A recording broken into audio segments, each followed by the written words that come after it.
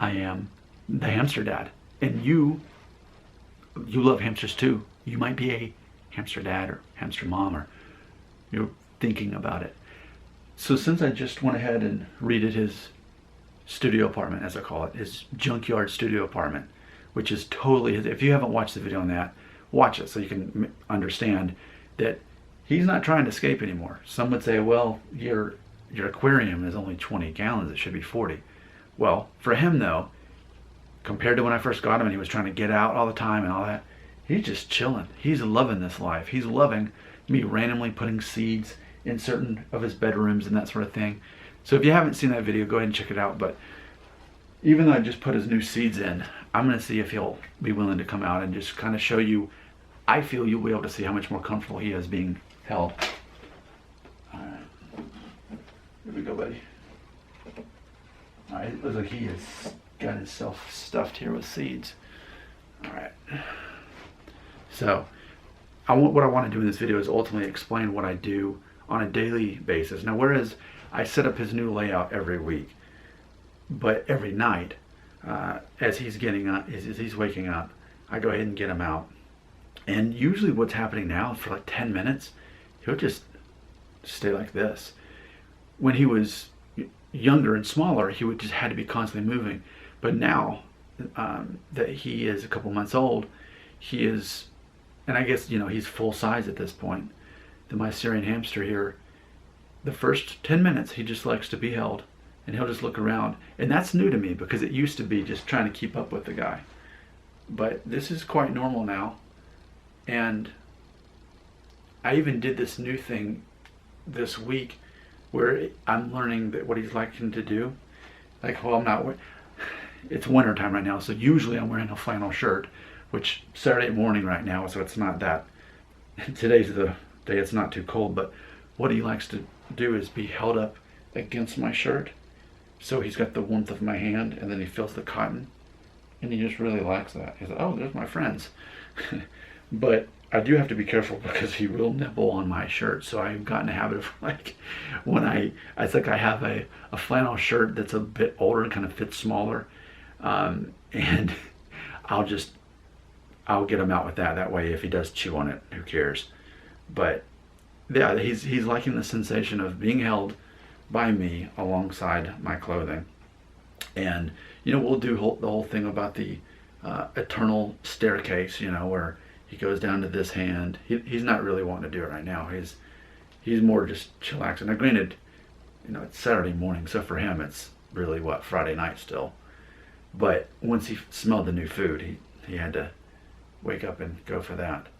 But I mean, man, it's funny to see that from the time I hand tamed him, and I was proud of myself for that, but man, now he's really just getting so comfortable. And I love the relationship. I love the relationship, though, that this is a guy who, if there were other Syrian hamsters in there, they would kill each other, right?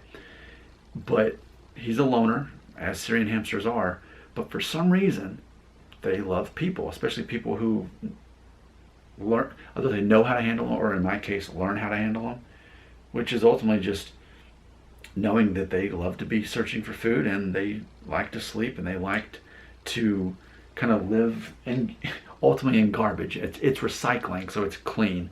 It's not like there's actually anything rotting in there, but just stuff I would normally put in the recycling box. And just, what can I do? So again, check out that video if you haven't already. But it is so cool to see the character arc, to see how he's changed and how comfortable he feels, not only in his home and the layout that I've got, but how he knows that every day I'm going to get him out for usually 10-15 minutes and just let him crawl around or hold him close to me, let him crawl in my arms. And then at that point, he's good to get back in the cage. It was at first that I would get him out and play with him on the floor and let him crawl through boxes. But then I realized, well, if he likes it that much, why don't I just put the boxes in there? I was under this false impression that with hamsters that they needed all kinds of space to run around. And I do agree. Obviously, I'm totally, it's laughable at this point to think that companies even make cages for hamsters. They don't belong in cages, and especially how small those are. But I was thinking, oh, they have to have plenty of space, so they need to just run around. What I've learned is, now that he's happy, he's not running around. yes, he likes to crawl over the boxes and through the boxes and hide stuff in the boxes and find stuff in the boxes, but he loves it. And granted, he also has the exercise wheel as well, and he does use that. But that nervous energy that he had before is totally not there. It's like this is what he always wanted, and it's like I'm making this video just to share that with everybody. Between this video and the one before where I'm wearing my Otter Pop shirt here, that's ultimately, it's really that simple. So in review, for me personally, what's working for me and my hamster here, 20-gallon aquarium. I put clean recycling boxes in it and make it like an actual apartment, which the other video explains, and then just getting them out on a daily basis and just letting them crawl around and just be held. There's something about, it's like, I don't get it. What's in it for him right now? Why does he like to do this? Why even come out at all? Why be held like this just for the sake of crawling around in my hands? It's like, well, they're not social animals as far as with other hamsters, but for some reason they connect with human beings. And I've watched some documentaries. Apparently orca whales, killer whales, are the same way. In theory, an orca whale, a killer whale, should hate humans and just kill them, because it can kill anything, sharks, whatever, dolphins, but they like humans. And that is the case with this desert creature here. So, and actually he's got his face stuffed with seeds as well right now. So once I put him back in the cage, he's going to be probably either wanting some more, or he's going to be getting out. Actually, I'll close this video by putting him back in, and then we'll see what he does. I'll get an aerial shot. What I'm going to do, let's see, where shall I put him? So I'll put him back in his bedroom. There we go. Okay, and then the closing of the video, we'll just be seeing how he reacts to this.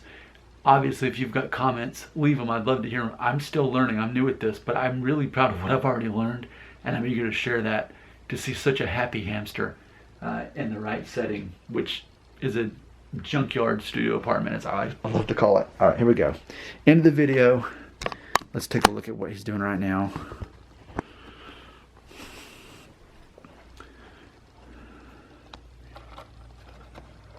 Yeah, so there he is. He's just packing his seeds. And again, what he's going to do with this new weekly egg carton is he's going to chew out the bottom, poop in one side of it, sleep in it. It's like it's funny because like his butt is in these, and then like that's where he likes to put his butt while he sleeps, but then he likes the kind of canopy of having this, though I do keep it closed typically. So to me, I have learned that's what makes a happy hamster.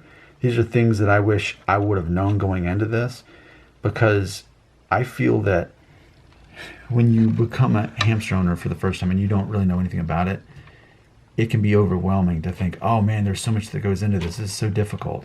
But in reality, when you know how simple it is, then it's actually fun. I mean, I spend probably 30 minutes once a week cleaning out his cage here, his home, and put new stuff and moving around. And look, here's the garbage box from last week. You know, his old egg crate and all of the shavings that has poop in it and stuff and pee in it. But you know, now I've got the new one, and like I said, I'm experimenting with cotton. I'd love to hear from you if you have any experience. Do hamsters specifically like cotton? But I put a few cotton balls in there because ultimately it's pretty similar to the tissue paper. But man, this is the things I wish I would have known. How simple is it to have a hamster? Don't get a cage, get an aquarium, change the mulch out completely once a month, but weekly just clean out whatever area they poop and pee in, which I've learned he'll switch it around each week ultimately, but I just move that out. I leave the rest in because he likes the scent of it. And then just using recycling that you already have, create a studio apartment. Oh, here's an aerial view. So kitchen, there's his tube, and I guess you could say this is his garage over here. This is his bathroom, as obviously you can see from the pee. His gym, he's got like a little man cave right here. And then this is his bedroom. That's everything he needs. And then of course he loves to Just look at that. Why do that? Why did you need to? But that's what's funny about it. He'll squeeze under stuff for the sake of, just because I can. If I can do it, I'm gonna do it. I make it easy for him, and he makes it hard for himself. And I realize, oh, that's his comfort level right there. All right, looking forward to those comments. Thanks so much for watching.